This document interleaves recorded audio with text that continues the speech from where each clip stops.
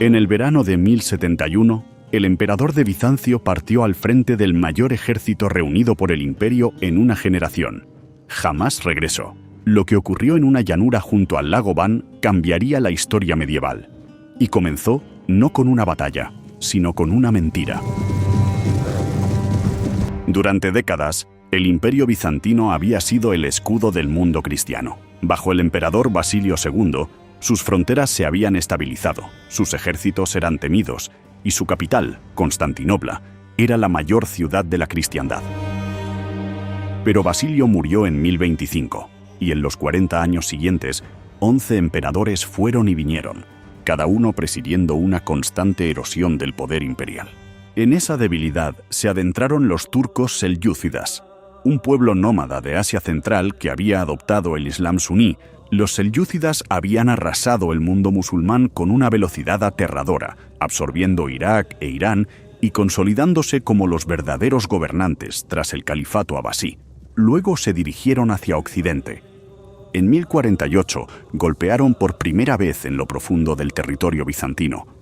Para 1054 ya sitiaban la propia Manzikert. 10 años después, su sultán Alp-Arslan capturó Ani, la gran capital armenia. Las fortalezas bizantinas cayeron una tras otra. Manzikert, Ahlat, Melitene, Cesarea. La frontera oriental se desmoronaba. En 1068, un nuevo emperador subió al trono decidido a acabar con ello. Romano IV Diógenes era audaz y agresivo. Para 1071 estaba listo para atacar. Su plan: recuperar las fortalezas cerca del lago Van y restaurar la frontera oriental. Envió emisarios a Alp-Arslan, ofreciendo paz mientras el sultán sitiaba Alepo. Este aceptó, ansioso por proteger su frontera norte. Pero el tratado era una trampa. Romano ya se movilizaba. Al saber que el ejército bizantino avanzaba, Alp-Arslan abandonó Alepo y marchó al norte por rutas de montaña desconocidas para los bizantinos. Ninguno de los dos se detendría ya. Romano llevó a su ejército hacia el este durante el verano de 1071. Guardias varegos, infantería armenia y búlgara, caballería balcánica y mercenarios de Normandía, las estepas y más allá. Las estimaciones más fiables sitúan su fuerza total en unos 40.000 hombres, con aproximadamente 20.000 bajo su mando directo. Durante la marcha, la disciplina se resquebrajó. Sus mercenarios normandos se dedicaron al pillaje, saqueando aldeas bizantinas hasta que Romano tuvo que imponer órdenes severas para controlarlos. En Teodosiópolis, sus generales pidieron cautela. Romano decidió avanzar. Sus informes situaban a Alp-Arslan aún en el norte de Mesopotamia. Creía que tenía tiempo. Estaba equivocado. Alp-Arslan ya estaba en Armenia, a menos de 100 kilómetros. Sus exploradores vigilando cada movimiento del ejército bizantino, mientras Romano ignoraba por completo el paradero del sultán. Cerca del lago Van, Romano dividió sus fuerzas, enviando 20.000 hombres bajo Tarcaneitos y Roussel hacia la fortaleza de Kilat, mientras avanzaba con el resto hacia Manzikert. Alp-Arslan, al conocer la división, cabalgó de inmediato para interceptarlos. El 23 de agosto, Romano tomó Manzikert.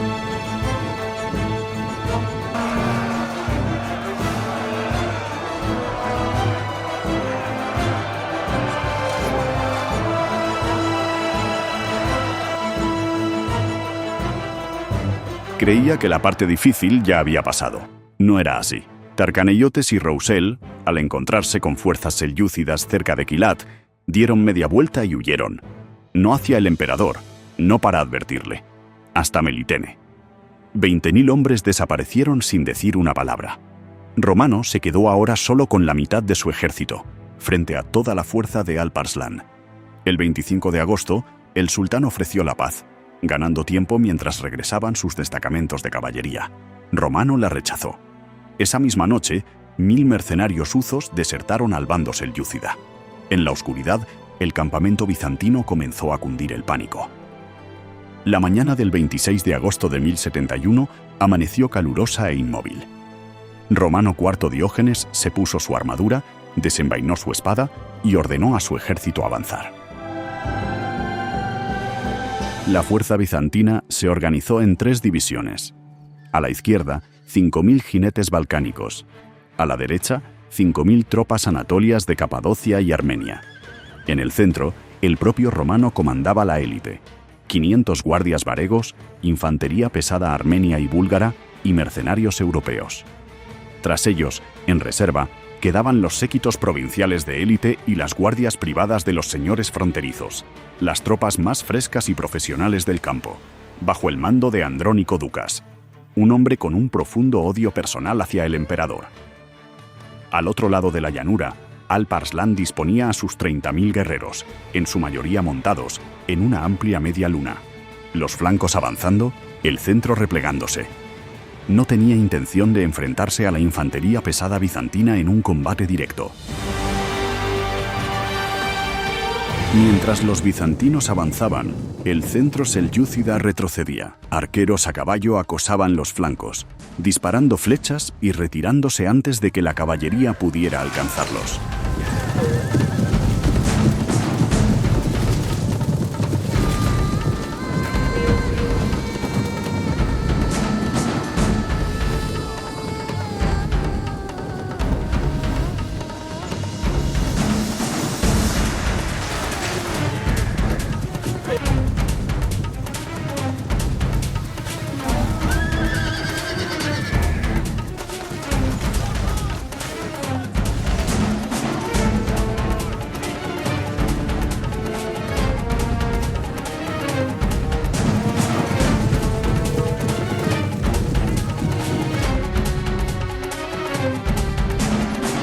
Durante más de una hora, el ejército bizantino avanzó en formación cerrada, soportando el castigo en un silencio sombrío, mientras el emperador mantenía a sus hombres unidos a base de pura disciplina.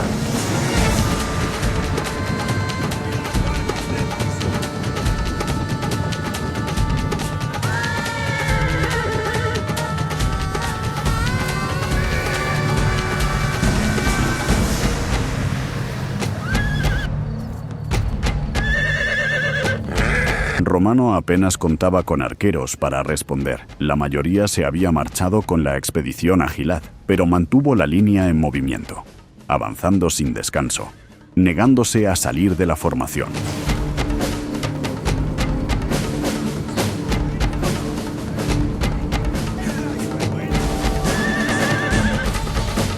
El sol comenzaba a descender. Romano sabía que su campamento, indefenso, quedaba a varios kilómetros al norte. Un ataque nocturno sería catastrófico. Sin otra opción, invirtió el estandarte imperial, la señal de retirada. Lo que ocurrió después decidiría el destino de un imperio.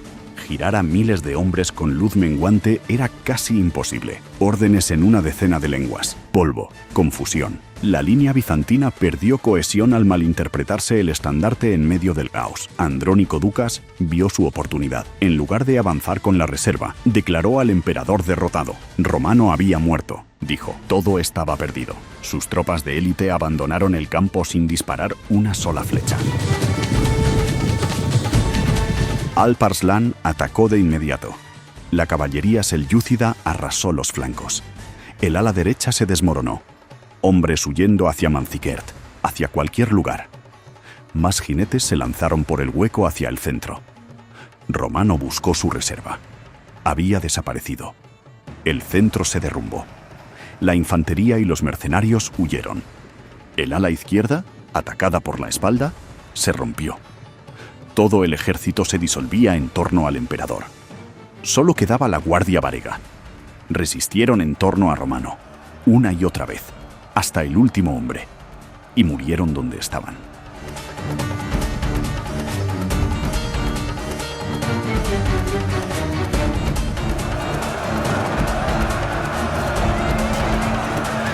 Romano siguió luchando a pie tras la muerte de su caballo. Herido, rodeado, sin ejército, fue capturado por un soldado cualquiera que ni sabía a quién había atrapado. La batalla de Manzikert había terminado. A la mañana siguiente, Romano fue llevado ante Alp Arslan encadenado. El sultán lo hizo besar el suelo y puso brevemente su bota sobre el cuello del emperador. Luego, casi de inmediato, lo levantó, lo perdonó, lo trató con dignidad y abrió negociaciones. El tratado fue moderado. Días después, Alp Arslan envió a Romano de regreso con regalos y una escolta honorífica. Fue un acto notable de generosidad, y no cambió nada. En Constantinopla, la familia Ducas ya había actuado. Un nuevo emperador fue instalado antes de que Romano regresara. En la guerra civil que siguió, fue capturado y cegado con tal brutalidad que las heridas se infectaron. Murió lentamente en la isla de Proti, destruido no por su enemigo, sino por su propia corte. La verdadera catástrofe fue lo que vino después. Con la autoridad bizantina destrozada y su frontera oriental sin defensa, las tribus selyúcidas inundaron Anatolia casi sin oposición, territorio que el imperio jamás recuperaría. 25 años después, el Papa Urbano II llamó a las armas a los caballeros de Europa Occidental. La primera cruzada tuvo su origen en el polvo de una llanura cerca del lago Van. Manzikert no mató al imperio bizantino de inmediato, pero rompió algo que nunca pudo repararse: la creencia de que el muro oriental de Roma resistiría. Nunca volvió a resistir.